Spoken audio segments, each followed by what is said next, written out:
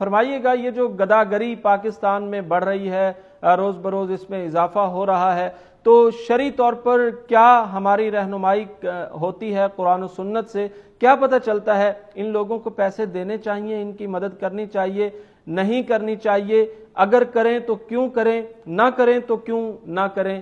یہ بڑا ایک حساس اور اہم موضوع ہے جو آپ اس پر بات چیت کر رہے ہیں. اللہ تعالیٰ آپ کو جزائے خیر دے. آمین. اور ایک بہت بڑا المیہ ہمارے وطن کا، اور یقیناً یہ گداگری کا پیشہ ایک لعنت ہے بہت بڑی، اور یہ شریعت کے مقاصد کے بالکل خلاف ہے. لیکن نبی علیہ السلام کی حدیث ہے لا تلحفوا فی المسألہ، یہ صحیح مسلم کی حدیث ہے کہ کسی سے چمٹ کر سوال نہ کرو. اور یہ گداگری کے پیشے میں ہم نے دیکھا ہے کہ چمٹ کر، خواہ وہ مرد ہوں، عورتیں ہوں، بچے چھوڑے ہوئے ہیں، اور اس طرح وہ لوگوں کا پیچھا کرتے ہیں اور بعض اوقات ان کے دامن تک کو پکڑ لیتے ہیں اور چمٹ کر سوال کرتے ہیں. اور شریعت نے اس چیز کی بڑی حوصلہ شکنی کی ہے.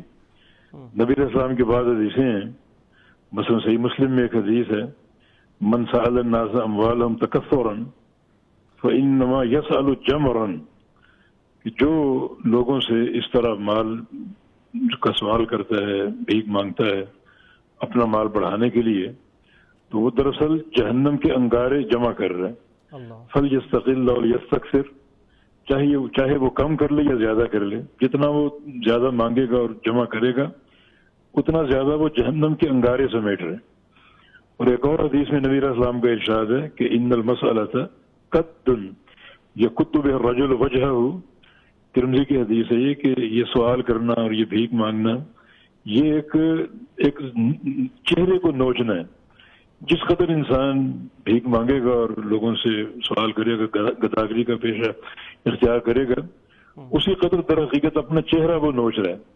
تبھی تو نبی علیہ السلام کی حدیث ہے کہ جو اس طرح سوال کرتا ہے وہ قیامت کے دن آئے گا اور اس کا چہرہ ہڈیوں کا پنجرا ہوگا جس پر گوشت نامی کوئی چیز نہ ہوگی. صحیح بخاری مسلم کی حدیث ہے، اس پر گوشت نہیں ہوگا بالکل. تو ان نصوص سے تو نبی علیہ السلام نے اس پیشے کی بڑی ایک حوصلہ شکنی فرمائی ہے. اور جب اتنی واضح حدیثیں ہیں تو اصل کردار یہ گورنمنٹ کا ہے کہ وہ اس لعنت کو ختم کرے اور بڑی توجہ کے ساتھ، کیونکہ یہ کام چھپ کر نہیں ہو رہا، برسر عام ہو رہا ہے. اور جو گداگر پیشہ سے منسلک ہیں، بڑے بھیانک جرائم، بچوں کو اغوا کرنا، ان کے چہروں کو، جسم کے اعضاء کو کاٹ کر ان کو معذور بنا دینا تاکہ بھیک زیادہ ملے. اور بعض اوقات انٹرنیشنل یہ کارروائیاں کرتے ہیں. رمضان کے مہینے میں ہم نے مکہ مکرمہ میں دیکھا. یعنی آپ یہ کہہ رہے ہیں کہ پاکستانی گداگر وہاں جا کر یہ کام کرتے ہیں؟ جی بالکل وہاں کرتے ہیں یہ کام. ہم نے بڑی ایک تعداد دیکھی ان کی، روزے کی حالت میں، اور حرم کے باہر وہ پھر رہے ہوتے ہیں اور ہر آنے والے سے پیچھا کرتے ہیں، ان سے بھیک مانگتے ہیں. اچھا شیخ صاحب، ایک اور پہلو اس کا یہ بھی ہے کہ کوئی مجبور شخص ہے، غریب بھی ہے، اس کی ضروریات بھی پوری نہیں ہو رہی، تو وہ قرض بھی ادا کرنے کی پوزیشن میں نہیں ہے کہ کسی سے قرض لے لے اور بعد میں وہ ادا کر دے، تو وہ کوئی گنجائش ہے کہیں نہ کہیں مانگنے کی یا لینے کی؟ دیکھیں گنجائش تو ہے. ایک شخص اگر باقی حاجت مند ہے اور وہ جو تکثر ہے اپنا مال بڑھانے کے لیے بھیک نہیں مانگ رہا بلکہ اپنی ضرورتیں پوری کرنے کے لیے مانگتا ہے، تو گنجائش تو ہے. نبی علیہ السلام کی حدیث ہے کہ ایسا بندہ ذی سلطان تک اپنی حاجت پہنچائے، جو برسر اقتدار اپنے حاکم تک، یا جو بھی ادارے ہیں جیسے ہمارے ہاں زکوٰۃ کے ادارے قائم ہیں، ان تک اپنی ضرورت پہنچائے. یا پھر معاشرے میں ایسے مخیر حضرات موجود ہیں جو تعاون کرتے ہیں تو ان سے وہ بات کر لے. اللہ تعالیٰ نے قرآن پاک میں ان کی کچھ نشانیاں ذکر کی ہیں. لا یستطیعون ضربا فی الارض، بیچارے چل پھر نہیں سکتے، کہیں سفر کر کے جانا اور کمانے کے قابل ہونا. یحسبهم الجاہل اغنیاء من التعفف، اور اس طرح وہ بھیک مانگنے سے بچتے ہیں کہ لوگ سمجھتے ہیں یہ مالدار ہیں لیکن وہ تو سفید پوشی ان کی. اور پھر تعرفهم بسیماہم، آپ ایسے لوگوں کو پہچان جائیں گے اگر غور کریں آپ کے معاشرے میں، ان کے تصرفات سے اور ان کی باتوں سے، اٹھنے بیٹھنے سے اور ان کی جو جسم کی کمزوری، آپ پہچان جائیں گے کہ یہ حاجت مند ہے.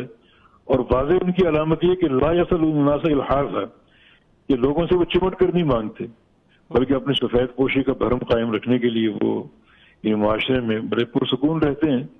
تو ان کو سمجھدار لوگ پہچان لیتے ہیں تو ان کی مدد کرنی چاہیے. اگر کوئی مانگتا ہے اور آپ اس کو نہیں دیتے، وہ واسطے بھی دیتا ہے، نام بھی اللہ کے نام پہ دے دو، آج کل بہت سارے اس حوالے سے نام لیے جاتے ہیں، تو ہم نے ہمارے اساتذہ یہ کہا کرتے تھے یا کہا کرتے ہیں اب بھی کہ کوئی اللہ کے نام پر اگر سوال کرے تو اس کو دے دیں.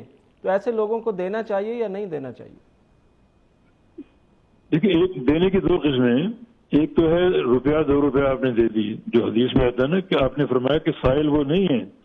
تو ایک تو کھجوریں لے کر چلا جائے آپ سے، ایک آدھ لقمہ لے کے چلا جائے. اور یہ عام جو بکاری وہ اسی طرح کرتے ہیں، ان کو آپ کچھ پیسے دے دیں، کچھ سکے دے دیں، وہ چلے جائیں گے. یہ سائل نہیں ہے.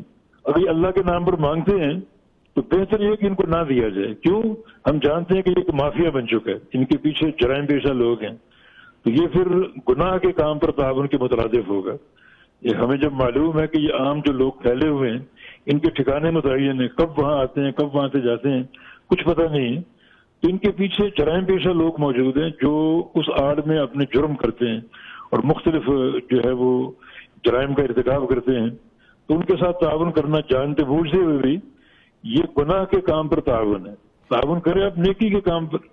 تو آپ یہ فرق آپ کو کرنا پڑے گا. اچھا، یہ آپ نے بھی جیسے فرمایا کہ گینگ اور گروپس بن چکے ہیں، کوئی پیسے لیتے ہیں، کوئی کھانے کی چیزیں بھی لے لیتے ہیں. ہم نے دیکھا ہسپتالوں کے باہر یہ لوگ کھڑے ہوتے ہیں، ادویات کا مطالبہ کرتے ہیں کہ ہمیں ادویات چاہیے، آپ پیسے نہ دیں، ادویات لے دیں. انہیں ادویات لے کے دی جائیں. تو یہ بھی ہمارا تجربہ ہے، ہم نے اس پر باہر جا کر نوٹ کیا ہے، دیکھا ہے کہ وہ مختلف میڈیکل سٹورز والوں کو بعد میں جا کے وہی ادویات بیچ دیتے ہیں. ایسا ہی ہے. یہ اصل میں یہ مانگنے کے ڈھنگ ہے نا. یہ تو اس طرح ایک بھاری رقم مل سکتی ہے ادویات، ظاہر ہے کہ روپے 2 روپے یہ تو سینکڑوں میں آئے گی. تو اس طرح بھاری رقم ایک مل سکتی ہے ان کو. یہ بھی ایک ڈھنگ ہے مانگنے کا. تو میرا خیال یہ جو عام جو چوکوں چوراہوں پر لوگ کھڑے ہوتے ہیں اور مختلف طریقوں سے بھیک مانگتے ہیں، ان سے صرف نظر برتی جائے. وہ ان کے ساتھ تعاون ان کے جرائم میں تعاون کے مترادف ہوگا. اور آپ کے معاشرے میں غرباء اور فقراء بے تحاشا موجود ہیں، ان تک آپ پہنچے. نبی علیہ السلام کی حدیث ہے، جو اپنے بھائی کو اچانک خوش کر دے اللہ اس کو قیامت کے دن خوش کر دے گا. تو اس طرح کے لوگ تلاش کریں آپ. اس طرح کے پیشہ ور لوگ قطعاً اس قابل نہیں ہیں کہ ان کے ساتھ تعاون کیا جائے. ہم نے فیصل آباد میں ایک افسوسناک واقعہ دیکھا. رات کو 2-2:30 بجے ایک فقیر ایک جگہ کھڑا بھیک مانگ رہا تھا. تو گاڑی روکی، ہم نے کہا کہ یہ وقت ہے بھیک مانگنے کا. کہتا جی کیا کریں، دن میں ہم مانگتے ہیں یہاں کھڑے ہو کر تو پولیس آ کر لے جاتی ہے، اور جو بھیک ہم نے جمع کی ہوتی ہے وہ چھین لیتی ہے ہم سے. تو رات کو پولیس نہیں ہوتی، اس لیے ہم جو ہمیں ملتا ہے وہ مانگ لیتے ہیں.